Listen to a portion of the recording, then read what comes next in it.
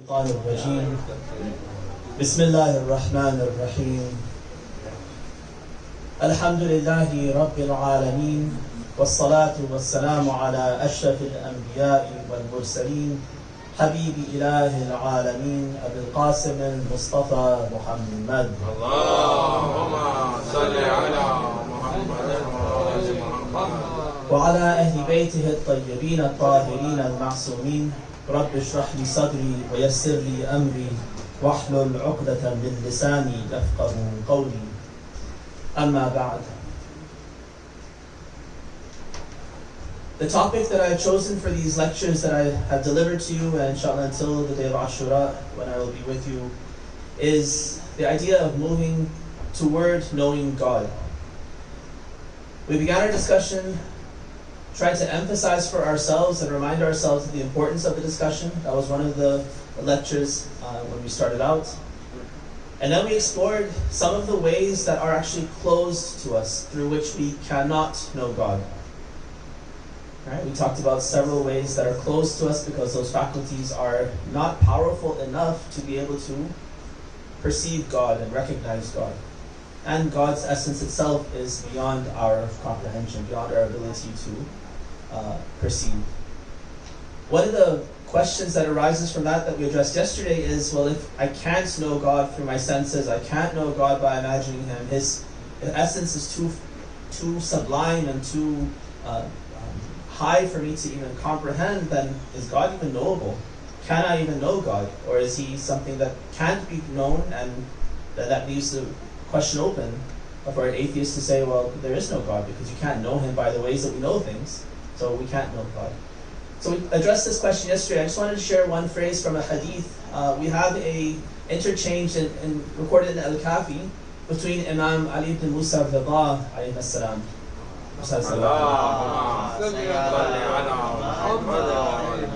and a zindiq, an atheist who came to discuss and ask him certain questions.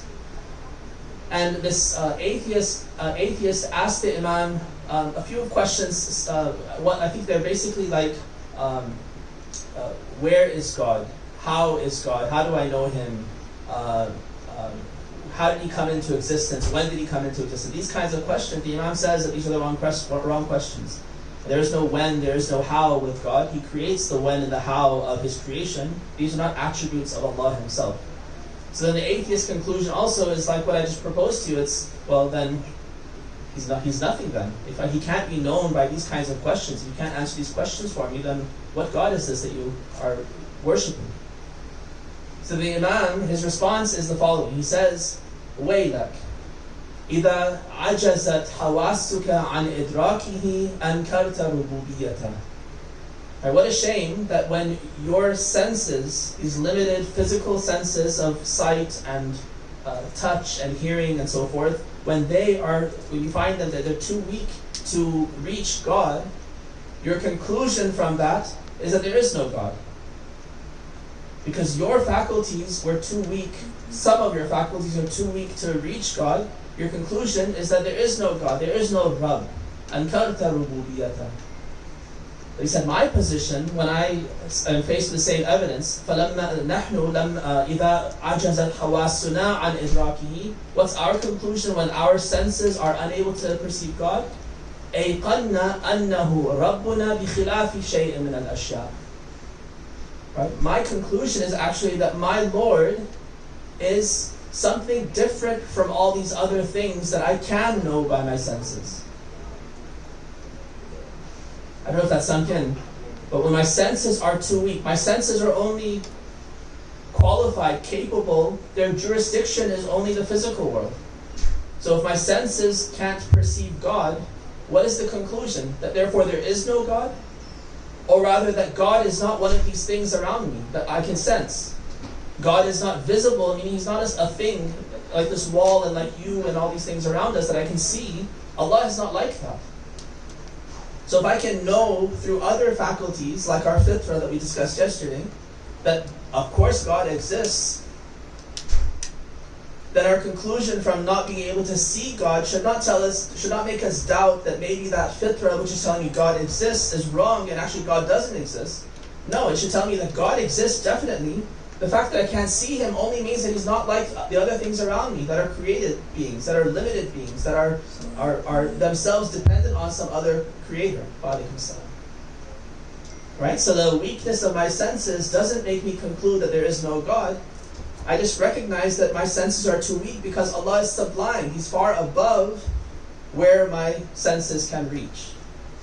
أَيْقَنَّا أَنَّهُ رَبُّنَا بِخِلَافِ شَيْءٍ مِّنَ الْأَشْيَاءِ. That Allah, as a conclusion, is not like these other things that I can see with my eyes, I can hear with my ears. He is something far beyond that, that is not within the jurisdiction of these physical senses. Then yesterday we talked about the first of these four paths that we're going to discuss, which are valid ways, are fruitful ways through which we can know God. That first one, which is actually the most important one, is the fitrah, which is this way in which Allah has created us. Particularly, He's put an instinctual, innate recognition of His existence. So every human being in his original state recognizes that of course there's a God. Of course I'm created by a supreme being. Of course I am dependent on Him. Now we can enhance that fitrah, strengthen that fitrah, so that it's not just that gut feeling, but rather it's something that is actually strong and something that I can feel is certain that yes, I feel the existence of God in my life constantly. And that's the ultimate goal. Now how do we do that? There are many ways, and we'll talk about some of those ways. I'll share one hadith with you just to finish up our discussion on the fitrah before we move on. So there's a person who comes to Imam Ja'far as-Sadiq.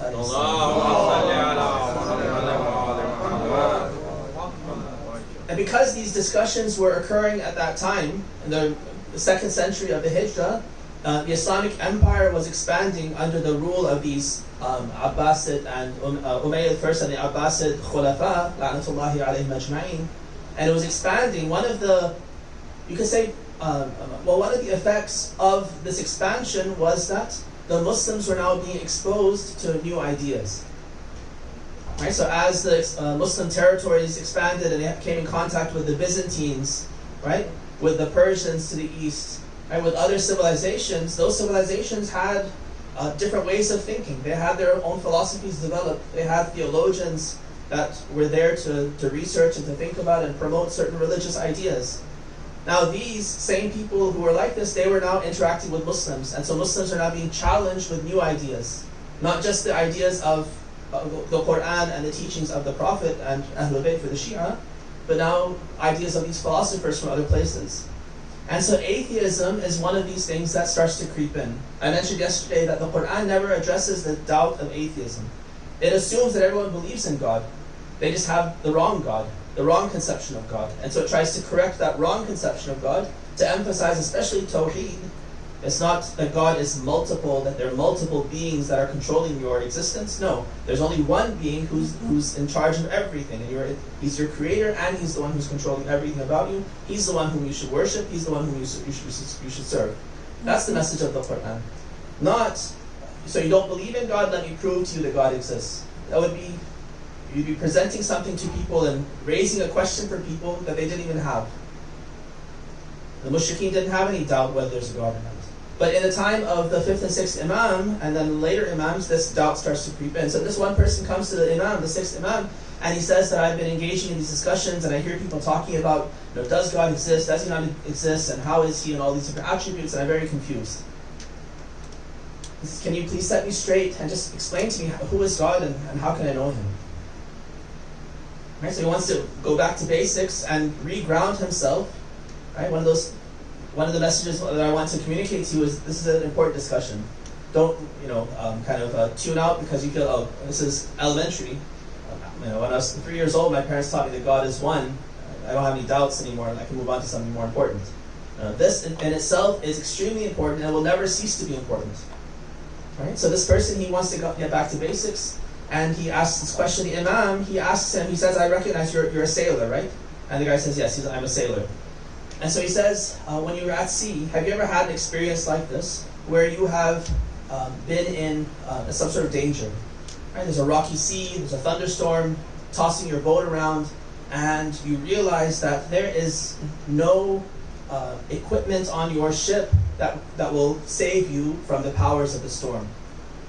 Right? The keel of your boat, the rudder of your boat, the sails, nothing is going to protect you, and you realize that really there's nothing standing between you and your destruction, your death. Have you ever had that experience? And for us, it's a little bit of a distant example because we don't sail in ships typically, and if we do, it's not these kinds of old-fashioned ships. But this was a very important part of life, and even nowadays, even modern ships are still susceptible to this. Right? Even these huge, massive ships, they still, when the seas are high, they have tragedies and dangerous experiences because the sea is extremely powerful. And so this person says, yes, I have experienced this kind of scenario. So the Imam says at that point, at that most kind of desperate point, when you felt like there was nothing else that could save you, did you cling on to the one that can still offer you safety? Did you still feel like there is still hope? And did you call out and cry out to someone to help you at that point? He said yes. He said that's God. And that's this fitrah within you that when everything else was separated, when everything else fell to the wayside, the one core gut feeling certainty that you have at the core of your being before you cease to exist is that God is my creator, He is my only hope, He is everything for me, and only He can help me. That happens to people when they have these near-death experiences. Right? So hopefully you haven't experienced this, but you probably heard of these kinds of things. When people have near-death experiences, they have these moments of extreme clarity. Right? Or just moments of tragedy when nothing's going your way, everything's failing, and you feel like there's no hope. Every effort you make, there's no good result. And at that point you feel this desperation, and the one hope that you have left is you say, oh Allah, nothing else can help me, only you can help me. Whether you're a believer or a non-believer, it works its way into people's minds and into people's language. Even that atheist in that desperate situation will say, oh God. Right? And there's something within him that tells him to call out to the one who can help him. That's the fitrah. Now we don't have to wait until that tragedy, until that calamity, until that moment before death to recognize the fitrah. That is the time when it surfaces on its own. But what we should try to do is try to reconnect with that fitrah and kindle that fitrah into something greater consciously. And so these other pathways that I'm going to lay out, the other three pathways, they are really ways for us to ignite that fire, kindle that fire into something more, make it stronger, strengthen it, focus us in on that fitrah, so it's not just a dull feeling that's latent within us, but rather something very much alive and very powerful in our lives. All right, so that's our goal. So we don't wait for tragic circumstances to put us in that near-death experience, and then we realize, oh Allah, help me. But rather consciously, we create a relationship with Him. We think about Him. We read the text of the Quran and the text of the ahadith and du'as that tell us about Him, and we develop this sense of who He is, of His constant presence, of the intricate nature in which we are connected to Him for every single aspect of our life. That's the goal. Recite wa salawat ala Muhammad.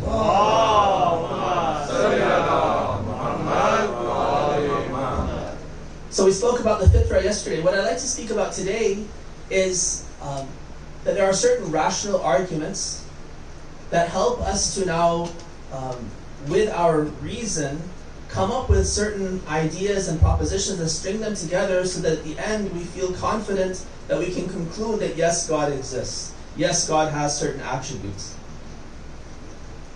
Now, I told you yesterday there's a relationship between the feeling itself and the reality itself and the proof that what you feel is actually true. I gave you the example of hunger yesterday. I'll give you the example of paternity or fatherhood. So those of you who are fathers or mothers, um, um, if I ask you to describe for me, what does it mean to be a father? What does it mean to be a mother? Right? So you might describe, for instance, the love that you feel for your child, the willingness to sacrifice for your child, the sense of the willingness to put them before you, put their comfort, their pleasure, their needs before your own. And so these are some of the things. There are certain feelings that go with a healthy sense of being a father or being a mother. And these are things that you feel. These are innate. These are part of the fitrah that are within us. Allah has created these feelings within us so that we're naturally inclined to take good care of our children. Now that can be, we can corrupt that, we can change it in a way, we can act in a way that's not in accordance with our fitrah. So people sometimes are abusive to their children, neglectful of their children, are self-centered and forget about their children or deprive their children. So that happens, not because the fitrah has gone, but rather the person is ignoring that fitrah and acting against the way Allah has created them. But in a healthy individual, that fitrah is there, that feeling of love and compassion and self-sacrifice is all there between a father and his son, or a mother and her son or daughter. There's another time when I ask you to prove that you're a father. Prove your paternity. Right? So what do you have to do there? Maybe you use documents. You say, well, here's a birth certificate of my child, and look, at the time of birth, they wrote the name of the father and the mother, and that name of the father, that's me. Well, prove that to me. Well, here's my passport, here's my driver's license that shows that this picture, which is me, has this name. That's the same name that's on the birth certificate of this particular child. So, through this documentation, I try to prove that, yes, I am the father of this child. All right, so I've proven something through arguments now, but think of the difference between this kind of paternity, which is established through proof, versus that paternity which I know in my very essence, in my feelings, at my core, which defines what it means to be a father. There's night and day difference between the two. That proven paternity, while very conclusive, right? It's conclusive, and it tells you, for instance, certainly beyond a shadow of a doubt, whatever, legally, in a binding way, that I am the father of this child. It doesn't in any way qualitatively describe what it means to be a father. I could, God forbid, I could be a legal father of a child, but I could be completely neglectful and abusive and all of that towards that child. I could be a very, really bad father. But I can prove that I am the father of the child through documentation, through DNA tests and so forth. Right? So there's a night and day difference between these two things. They're both getting at the same thing. They're both establishing the same thing. One is real and very palpable, very real for us. The other is a way to prove something, which is also valuable and important. But they go hand in hand, but they're two different things. So it's similar, I think, relationship exists between this discussion on the fitrah, which we had yesterday, and these logical or say rational arguments to prove to somebody that God exists, or to prove to ourselves that yes, indeed God does exist, through concepts and ideas and rational argumentation. The end conclusion of these arguments is what? There is a God. There is a creator. That's a far cry from Joshan al-Kabir. It's a far cry from Sahifa Sajjadiyah. It's a far cry from the emotional, the passion that you feel in the middle of reading Ziyarat Ashura with the tears streaming down your eyes as you're connecting to Allah in a very real way. Where's that? And where's the logical set of ideas to which you conclude that yes, therefore there is a creator. There must be a provider, a sustainer, a cause who is uncaused. Now, can we dismiss these rational arguments? No, because these are the things that you can recreate. These are the things that are very easy to lay out in a very empirical, very kind of easy to see way, where you can recreate it for somebody and show it to somebody and say, look, based on these three arguments, therefore God exists. And there's value to that.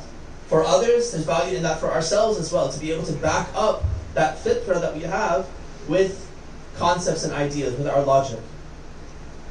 So there's a value to it, but it really only kind of scratches at the surface. It establishes that baseline for what we have to believe about Allah, not the extent of who Allah really is. And that we'll get, inshallah, through the third and fourth way of getting to know Allah, which is through seeing how He has described Himself and seeing how interacting with Him through prayer and worship and interactions, so that we can get to know Him better. Recite salawat ala Muhammad. Allahumma salli ala Muhammad wa ali Muhammad. Allahumma salli ala Muhammad wa ali Muhammad. I feel like you need to stick one of those thermometers in me to see when I reach the right temperature for to be safe according to U.S.A. guidelines. Like at some point I'll be roasted just enough, and then you can do what you do with a roast. Recite salawat ala Muhammad. Allahumma salli ala Muhammad wa ali Muhammad. So let me lay out for you some of these rational arguments. I know it's a very difficult discussion and it's a challenging discussion. I hope it won't. I'll try to lay it out in a way that's not technical, it's not too difficult, so everyone can access it in some way. One thing I want to say is that these rational arguments that we have for the existence of God or the attributes of God, these have been put forward by thinkers and philosophers for as long as there has been deen, so as long as humans have existed. In Islamic history, we have this idea of argumentation to try to prove that God exists in a hadith where the imams would present different arguments. One thing to realize, though, is that while truth is one, falsehood is many. Believing in Allah, the fact that Allah exists and that He has certain attributes and these are His real attributes, this is one single truth, and it's absolutely true because it's real. But the ways that people reject God, the ways that people corrupt the idea of who God is, and that they change the attributes and think of Allah in different ways, they are as varied as non-believers are. In every time, in every person's mind, there are certain reasons why they don't believe. And so if you're going to try to create an argument to convince someone that they should believe, it's really got to be custom fit. It's got to be tailored to that particular person's concerns. Why is it that they don't believe? I'll give you some examples. There are some people who grew up in the Catholic Church, and because of this deviation in the Catholic Church, which at some point they decided that the priesthood has to be celibate, right? You have an entire caste of priests who are unmarried, who are not allowed to be married, and who must live out their entire life single. Despite the fact that Allah has, in His wisdom, put desires for marriage within us. And so because of that discrepancy between the deen that they created, that they corrupted, and the fitra with which they were created, because of that discrepancy, they end up in deviation. Right? And so in the news, constantly we're hearing of different people coming forward and saying that this priest or that priest abused me when I was a child. Because those priests, they, because of all these reasons, they ended up abusing children. And so there are a lot of people, if that's the way that you have been treated by a person who is supposed to be religious, and not only religious, but your source of religion, your intercessor before God, the one who is teaching you who God is and teaching you how to get closer to God, and that's the person who is abusing you and hurting you. And what's your opinion going to be towards religion? At least that religion. Once you get old enough and you realize that that's absolutely wrong, what this person did was definitely sinful and immoral, it makes you feel bitter and jaded towards at least that religion. Sometimes even the person might irrationally say, all religion is like this. All religious leaders are probably just the same way as this particular religious leader was who treated me badly, and so I have nothing to do with religion. I have nothing to do with God. So for this person, the reason why they have abandoned deen and now do not believe in a religion or do not believe in God himself is a very particular reason. And if you present to them a rational argument that's tailored for someone else, they'll say, well, that's all well and good, but what about this person who abused me as a child? That's the reason that I hate religion, or I hate Catholicism, or I hate God so much. Right? And similarly, other people have different reasons for why they have renounced God or religion. And so the arguments for trying to establish in someone's mind that yes, God exists, have to be tailored to people. And so when you read ahadith, if you look in Kitab al-Kafi, right, there's a whole book. The third book of al-Kafi is Kitab al-Tawheed, which is all about God and his attributes. And you'll see many interchanges between atheists and the imams, where the atheist comes with certain arguments to say God doesn't exist and here are the reasons, and the imam will argue with them and say, no, this is why you're wrong, and here's why you should believe in God. Sometimes when we look at the transcripts of those conversations, we might say, well, that doesn't seem like a very good argument. Why is the imam answering like that? Now we have better arguments than that. Why did he answer like that? That seems like an argument that this guy wasn't smart enough, and he should have had an answer to the imam to rebut the imam's argument, and then they should have carried the discussion further. Why is it that the imam offered what seems to us like a weak argument and gave that to this person? And why was this person silent after this one weak argument? Just one very watered down example. There's one hadith, it's one of the first or second hadith in Kitab al-Tawheed, where this person comes and the imam asks him, what's your name? And the person says, my kunya is Abu Abdullah. So the imam immediately looks at this person, he's an atheist. His name is Abu Abdullah. So the imam asks him and says, who is this God whose servant your father was? Abu Abdullah, whose servant your son is. Now, if you're the father of the servant of God, you've named your son Abdullah, and now you are Abu Abdullah, so you're the father of the servant of this son who's a servant of which God? The God you don't believe in? It seems like a very, kind of low blow. And the person answering says, it's just a name. It's an Arab name. Even though I don't believe in God, I named my son Abdullah because it's a nice name. But the imam focuses on that and says, well, why did you name your son Abdullah if you don't even believe in God? And now you're arguing with me that God doesn't exist, so you named your kid that he's a servant of God. You must have believed in some God. Right? So it's a fun argument, a funny argument, and it does make that person feel very confused, and he ends up walking away, and then he has to kind of regroup before he can come back and speak to the imam. He eventually does convert for other reasons, but it's not a good, solid, logical argument. It's a name. A name doesn't mean that he believes in it. It's just a name. So my point is that sometimes we'll see these arguments that the imams might level at people, and those people were satisfied with those arguments. They go away, either they convert, or they go away frustrated that they weren't able to, and they say, this person I should stay away from this person from now on because he's too strong. If there's any angel on earth, then this is the angel on earth. They'll say things like that, but they'll say, I'm not going to believe. If they're arrogant, or they'll convert and they'll become students of the imams if they had humility in them to realize the truth. But the arguments themselves don't seem very satisfying to us many times. And my point is, the reason for that is that those arguments were catered to the people of that time, to that particular audience. And we're a different audience, we have different doubts now. Some of those doubts that were there at that time are now no longer doubts. Now we have to come up with arguments that satisfy our particular way of thinking, our particular doubts. And in the future, people will look back and look at our arguments and say, well, that wasn't a very good argument, here's the answer for that argument.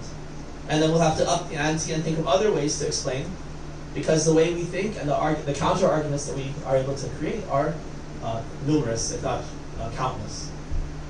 All right, so I'm going to present to you one argument that's actually in two parts.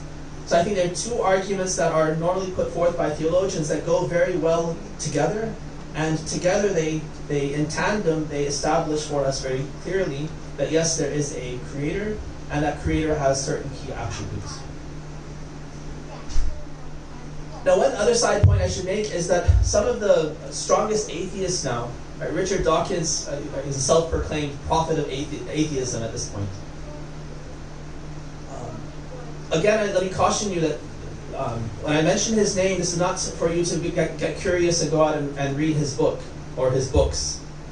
Right? We have in Islam a principle that it is actually prohibited to buy, sell, read what's called kutub al-dalal, books that entail misguidance.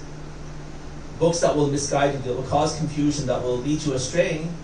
It's prohibited to buy such books, to sell such books, to own such books, to read such books. Right? So that in our Islamic rules of buying and selling, this is one of the prohibited kinds of trade. And this is not because we're anti-intellectual, we say we shouldn't learn and God forbid someone find out some secret truth. It's not a secret truth that we're afraid of, it's misguidance that we're afraid of. Again, as I said earlier, if you are unprepared and you expose yourself to ideas for which you're not prepared to deal with them, then when you face the consequences and you lose your footing and you lose your certainty, you have no one to blame but yourself because you threw yourself into that deep water without having prepared yourself to learn how to swim. You threw yourself into that place where there was an infestation of disease without vaccinating yourself, without wearing your mask. Right? So be careful when you are reading, especially in this culture. There's an atmosphere. There's an idea that everything is fair game. Every idea is fair game. You should expose yourself to as much as possible. Read everything. Listen to every argument. Right? Involve yourself in anything, and whatever's right, whatever's good, you'll figure it out yourself. And that is foolish. That is unreasonable. And if you put yourself in that position, then you are liable for becoming misguided, and then you'll have no one to blame but yourself.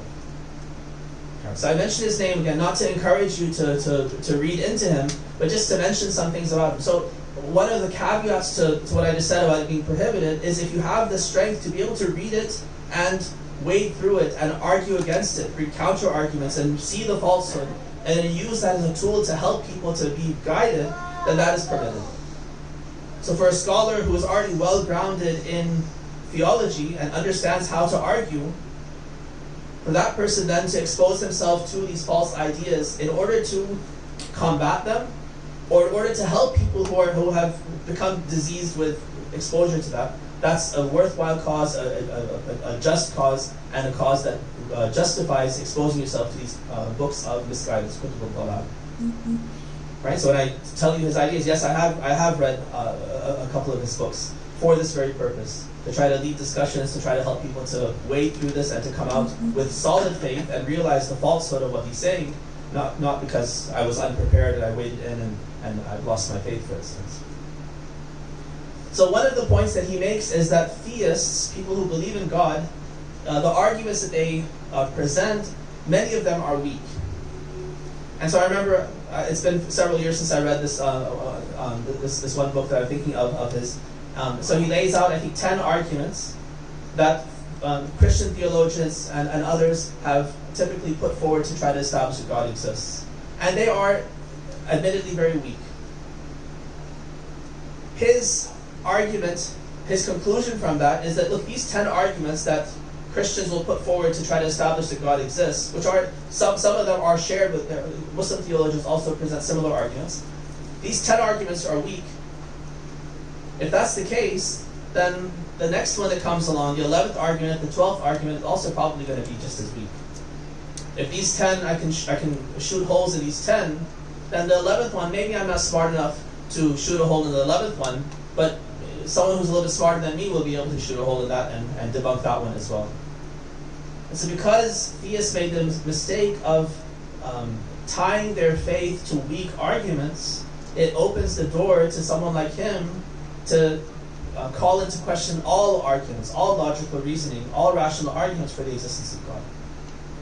So the conclusion that I drew from that is that we shouldn't ever tie our beliefs to weak arguments. We should lead with the strongest argument and only present foolproof, strong arguments. And not say, well, I have 2 good arguments and I have 10 bad arguments. Let me give you all 12. That's not a good strategy. Leave the 10 weak arguments, just focus on the 2. If those 2 are conclusive and lead you to the conclusion, then that's sufficient, that's good enough. Why give the person the opportunity to say, well, these other 10 are weak, so these 2 are probably also weak, I can't see the hole in them yet. Right. So the way to think about this, I'm going to start with the fact that the thing that I know with absolute certainty is that I exist. Like, the question is, does God exist? Well, I know for a fact that I exist. Even if I have doubts whether you exist, or maybe I can't trust my eyes or something like that, but I have no doubt that I exist, because I have that presential knowledge of myself. Then I ask the question, where did I come from? What brought me into existence? What caused me? So then I think, my parents. My parents caused me. Well, so I exist. Now there are 3 options for how I came into existence. Either I always existed, I've always been here, or no, I came into existence when I was born or when I was conceived. If I came into existence when I was conceived or when I was born, that means something caused me. Something made me. So either I made myself or something else made me. Well, I know for a fact that I haven't lived forever, because there's a time when I was not there, and then I was conceived and I was born. So I know for a fact that I didn't always exist. I came into existence at some point in time. I also know that it's logically impossible for me to create myself. How can I create myself? That means I have to be there already in existence to make myself. So what's the point of making myself if I already exist? So I couldn't have caused myself, so it's definitely something else caused me. So what caused me? What made me? So my parents, for instance. My parents made me. So I ask the same question about them. What brought them into existence? Their parents. What brought them into existence? I keep on going back.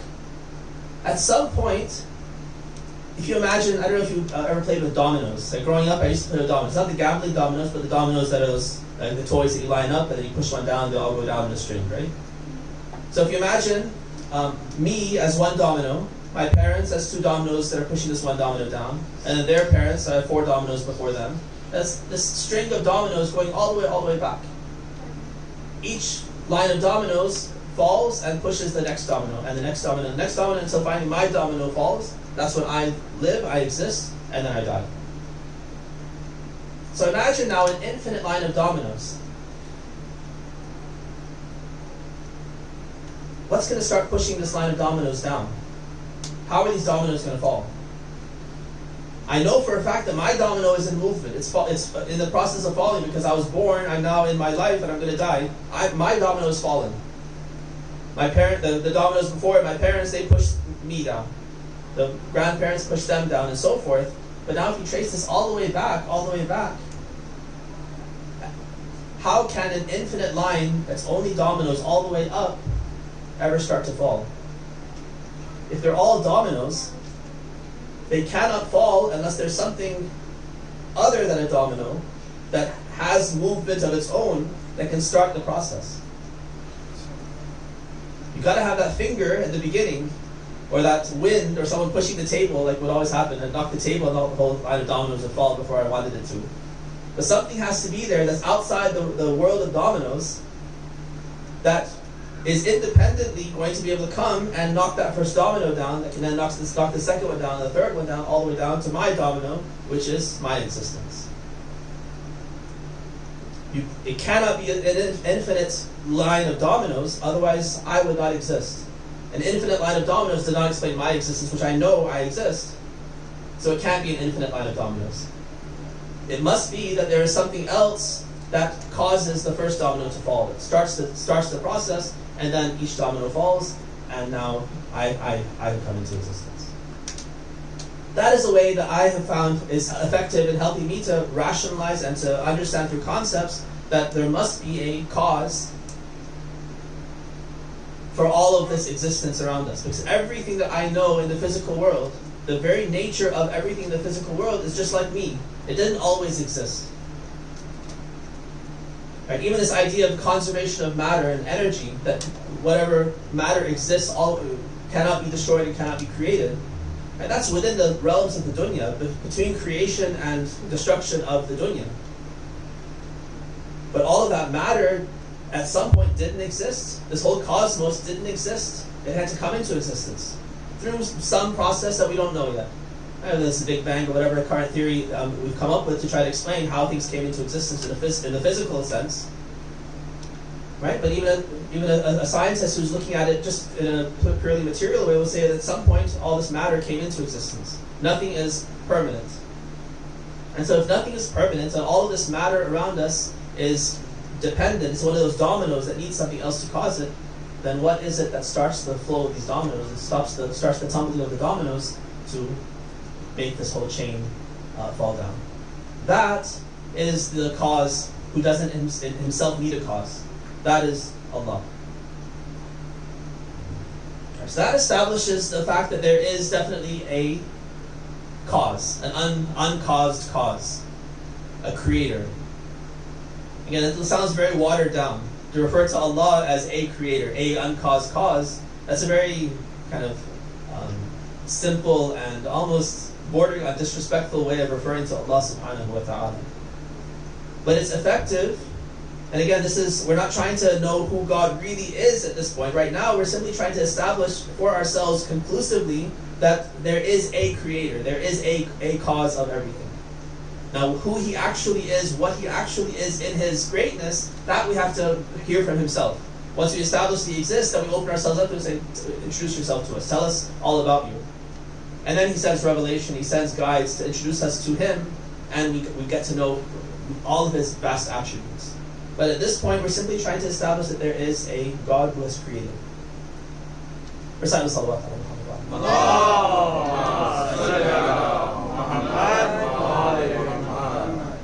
Another line of reasoning that goes in tandem with this, that helps us now know some of the attributes of God, is what's usually referred to as the argument from design. And Burhan al-Nazm is the Arabic term, if you're familiar with that term from Arabic or Farsi or Urdu. Burhan al-Nazm. But the argument from design, which says basically, when you walked in, I don't know if you came in early or late, but if you came in late like I did, and the lines were already set out for the prayer, the turbas were already laid out for the prayer, when I see all that arrangement there, it doesn't cross my mind that, wow, it's amazing how did those things just jump off the wall and arrange themselves out here? And obviously somebody took the time to come a little early and lay those things out and arrange them. And whatever order there is, whatever arrangements there are in nature, in the world around us, right, these things do not just come about randomly. Even in scientific talk, right, there's a force of entropy, which is a constant force towards what? Towards disorder. Right? If you go into if you don't constantly clean your house and arrange your house, what's the natural state that your house is going to move towards? Towards disorder and mess.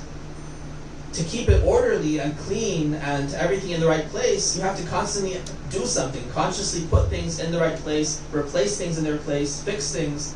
You have to consciously do all of these things.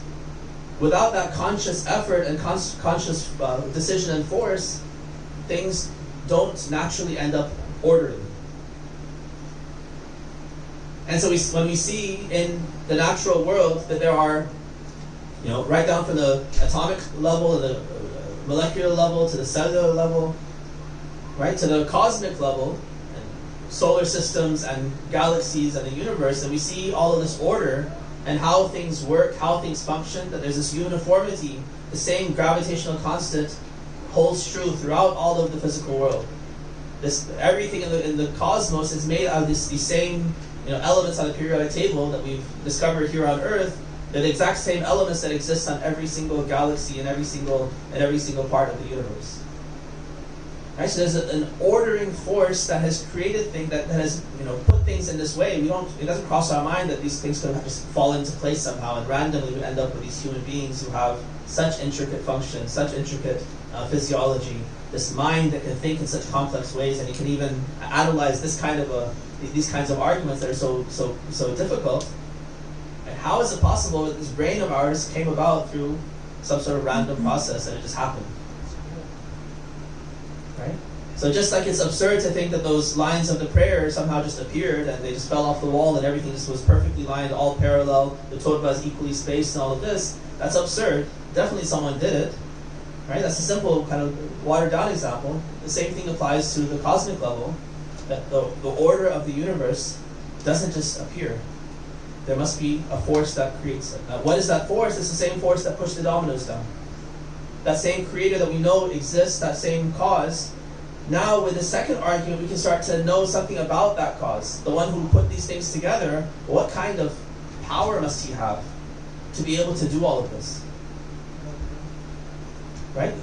When you think of the amount of, when they talk, it's mind-boggling to think like the amount of energy, for instance, that the sun emanates every day. The amount of energy that's released from one fusion reaction reaction of two hydrogens going together to become helium, and that's what powers the sun. Like the energy from one single reaction of two atoms coming together to form helium is something mind-boggling. And here we have an entire sun full of hydrogen, which is constantly undergoing fusion at a scale that we can't even fathom. That's just one little sun, which is apparently a medium-sized star in a universe that's full of similar stars that are sometimes much bigger than that, much more massive. Right? So when you start thinking about the amount of energy and the amount of mass and how much power it would take to create such a thing and run such a thing, that gives us now an inkling of what kind of a quality, attribute, must that cause who pushed the first domino have. So we start to learn that he has qudra, he's qadir. Or what kind of knowledge goes into creating this? Again, as I mentioned earlier, we praise the scientists who are able to analyze and understand the workings of the intricacies of the natural world. Right? It takes genius to try to figure out how things work. So there's this amazing knowledge at the peak of the ability of the human mind to know things, and we praise that kind of knowledge for the analyst who discovers it. Well, what about the one who created it in the first place? Without precedent. Right? So what kind of knowledge must he have? Right? So through this line of reasoning, first of all, we establish that there is definitely a creator. Here I have a reasoning to explain why there must be a creator, otherwise I can't explain my own existence, and I know for a fact that I exist. So we start with what we absolutely know without any sort of doubt, which is that I exist. We establish that there must therefore be a creator, something that caused everything and then eventually caused me. And now, through looking at the order of the universe, we start to recognize some of the attributes of that cause. One is, for instance, his power. One is his knowledge. Right? You can think of wisdom, for instance, as well, that he's created things in such a way that our purposes are served perfectly and beautifully. Right? Scientists tell us that, for instance, there is a very small margin that allows life to exist on Earth. Now, the reason why life doesn't exist on other planets or on other places is because the exact circumstances that are required, the exact distance from the sun, the exact rotation of the Earth on its axis, all these different things that are there, the existence of water here, all these things are absolutely necessary for life to exist here. So not only is Allah powerful enough to do all of this, knowledgeable enough to do all of this, but He's also wise enough to provide for us exactly the circumstances, exactly the environment, exactly this earth that we need to be able to live and thrive and live as He has intended for us to live. There's wisdom in that. And He's provided for us all of our sustenance on this earth. There's enough sustenance here to support all the life that Allah ever will allow to live on this earth. And Allah has taken responsibility, He says, to provide the rizq of every creature. Now, why is there starvation? Why is there poverty? That's a different question. That happens because of dhulm, and that happens because of certain tests. But Allah has already He's created a system that provides for all of the sustenance for all of the creatures that are to live. Right? So that's wisdom then as well that we can attribute to Allah through this kind of argument. So this is just our mind and the experience of the world around us that we're able to come up with these ideas. Very rudimentary. Again, this is not, it's a far cry from the beauty of Joshua al-Kabir and Sahif al-Sajjadiyah, and the way the Imams and the Prophets describe Allah. That's something very lofty. This rational argumentation is not going to get us to there. But it's going to get us to a point where we now know that yes, there is a God, and yes, He has these certain attributes. That's enough to spark that interest in our fitrah and say, that fitrah that I know, that I've always known, I've always recognized there's a God, now I can confirm it with these rational ideas. Not only for myself, that I'm somehow deceiving myself, I can present it to another person and they have to say, yeah, it makes sense. And if they can't, if they find a hole, fine, they'll find a hole in my argument, then I have to think, is that a reasonable hole? Is it a justified hole? Or is there some counter argument that I can now bring to fix that hole in the argument and reestablish, yes, God exists and He has His attributes. Right? So it rekindles that fitrah, strengthens it, so that we can know Allah better with more certitude, and hopefully also help other people around us to know Allah and to connect with their own fitrah, so that we become humans who now know God, and therefore can worship God and can serve God. Salawat ala Muhammad.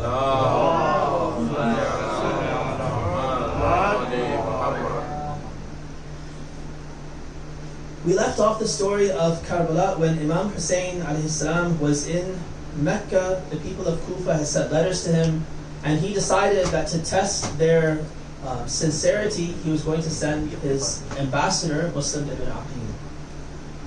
When Muslim departs from Mecca, he travels through Medina, wraps up his affairs there, takes 2 guides, and he travels from Medina on to Kufa. His task is to test the people, to take the Pledge of Allegiance from them individually, even though they've already offered it in the form of letters, and then to send word back to Imam Hussein that the people are ready for you to come. When Muslim arrives, he first settles in the house of Mukhtar ibn Ubayd al-Thaqafi, one of the leaders of the Shia and a very important personality.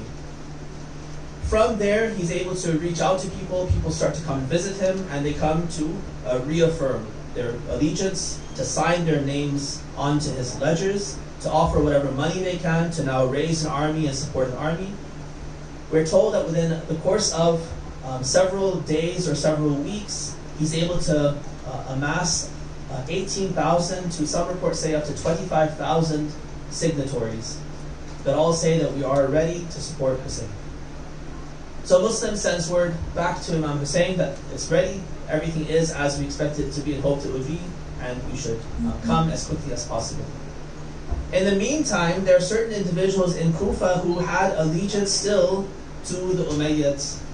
They still had hopes that they could cash in on their past loyalty and achieve position. Umar ibn Sa'd is one of these individuals. So he and several other individuals, they write a letter to Yazid and say, if you have any need for Kufa as a stronghold for yourself, then you better take action right away. Because your governor here, Nu'man bin Bashir, he's weak.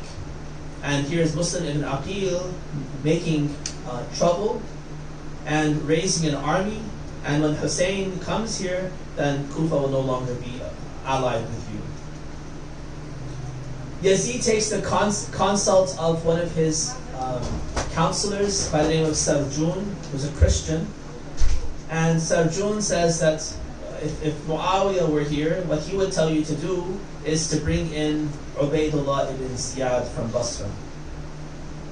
He is loyal and he is ruthless.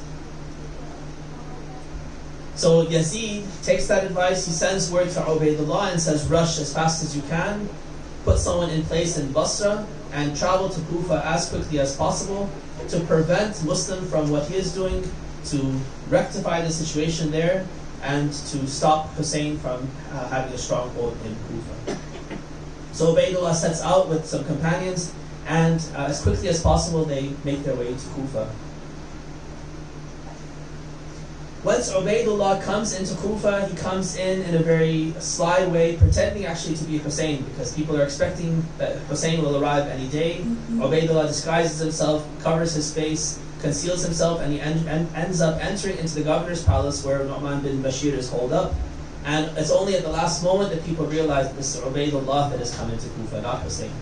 Suddenly there is a frigid air of fear that overtakes Kufa, because they know what kind of a person Ziyad had been before him, and they know the reputation of Ibn Ziyad as well. They are ruthless, they will stop at nothing, they have no limits to their willingness to do dhulm to people to achieve their own political ends.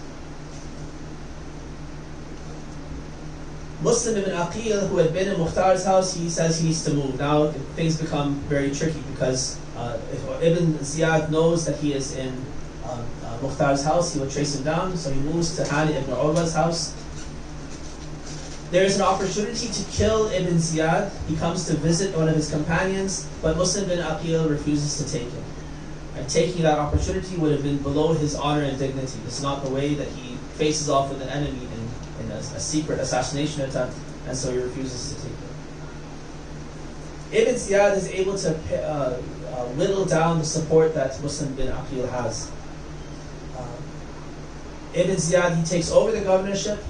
He is able to capture Hanit bin Urwa, and when he captures Hanit, Muslim realizes that time is running out. Even though they still had time before preparations would be done and before they'd be ready to launch their revolution and take over and fight against Ibn Ziyad in a proper way, he says there's no time, we have to act now.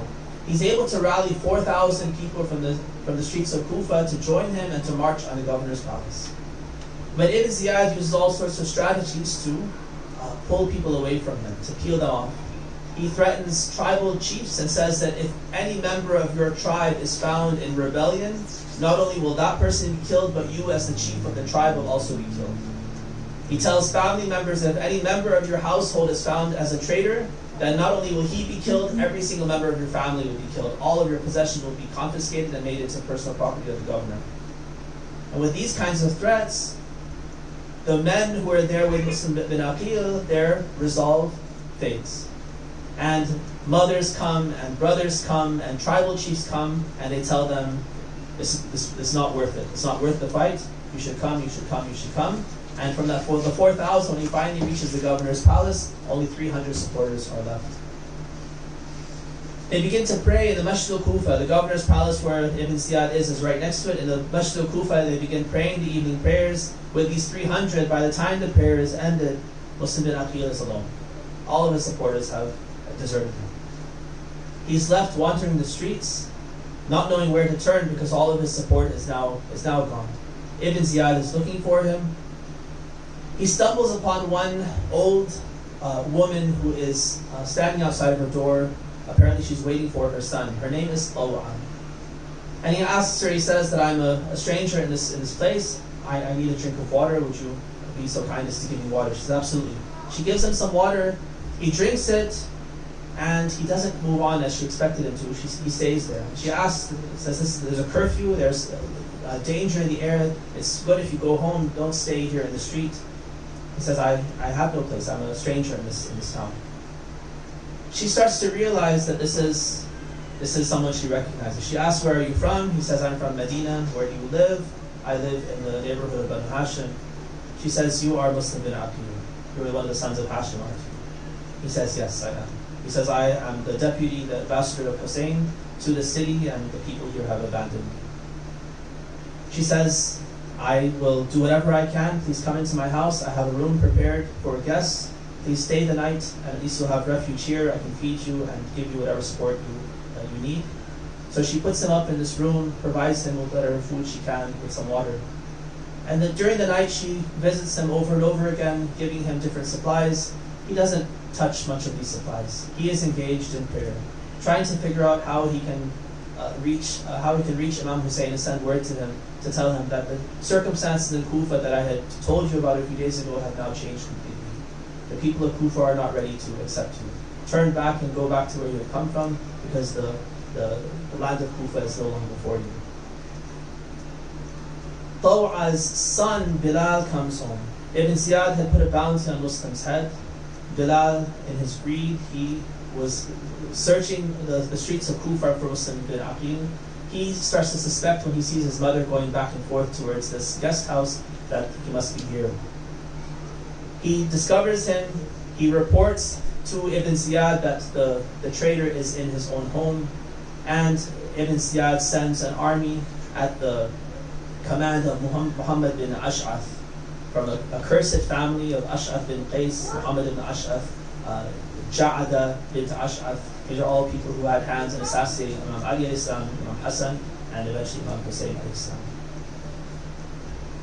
Ibn Ash'ath comes with 70 soldiers from Ibn Ziyad to seek out Muslim bin Aqil. Muslim hears the soldiers coming, he readies himself for battle, and he goes out into the street. Tawa says, please stay here, at least you have some protection. He says, I won't insult and I won't disgrace your household. You have offered me protection, you have been my host. I will not insult you by allowing strangers to come into your house and defiling your home. I will take my fight out into the street.